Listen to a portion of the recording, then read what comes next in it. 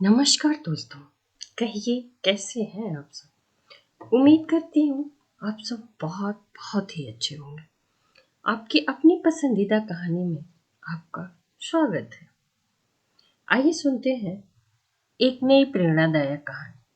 यह कहानी है सुकरात जी के बारे में।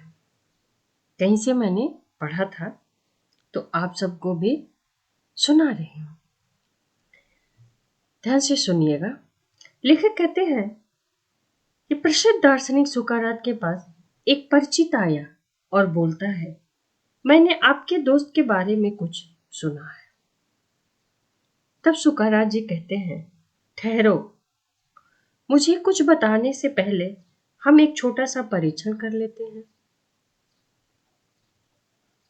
जिसे मैं 3 छन्नियों का परीक्षण कहता हूँ।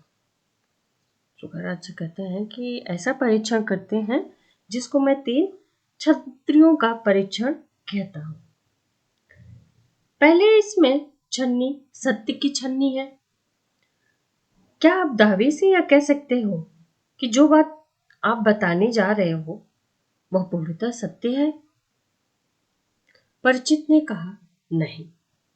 दरअसल मैंने सुना है कि जैसे ही कोई बोलता है कि फिर सुकरात जी कहते हैं, रुको, इसका अर्थ यह है कि तुम पूर्णतः आश्वस्त नहीं हो। चलो अब दूसरी अच्छाई की छन्नी का प्रयोग करते हैं। मेरे दोस्त के बारे में तुम जो कुछ भी बताने जा रहे हो, क्या उसमें कोई अच्छी बात है? तब परिचित बोलता है, नहीं, बल्कि वह तो। फिर सुकरात जी उसको बीच में ही रोकते हुए कहते हैं, ठहरो, इसका अर्थ यह है कि उसमें कोई भलाई की बात भी नहीं है। खैर, अंतिम छन्नी का परीक्षण अभी भी बचा है। जो बात तुम मुझे बताने वाले थे, क्या वह मेरे किसी काम की है या नहीं? परिचित बड़े आश्चर्य में होकर बोलता है, नहीं, ऐसा तो नहीं है, लेकिन फिर सुकरात जी उसको बीच में ही टोक कर रोक देते हैं और बोलते हैं, बस हो गया।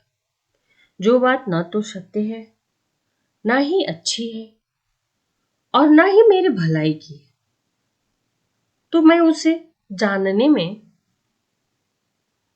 अपना कीमती समय क्यों बर्बाद करूं? मुझे ऐसी बातें नहीं जाननी है जिसमें ना ही सत्य है और ना ही अच्छाई है और ना ही वो बात मेरे भले के लिए है। इस कहानी से दोस्तों, इस कहानी से हमें यही शिक्षा मिलती है कि जीवन में कोई ऐसी बातें और कार्य करते हैं जिनका हमारे जीवन से कोई संबंध नहीं रहता और हम व्यर्थ ही समय बर्बाद करते रहते हैं।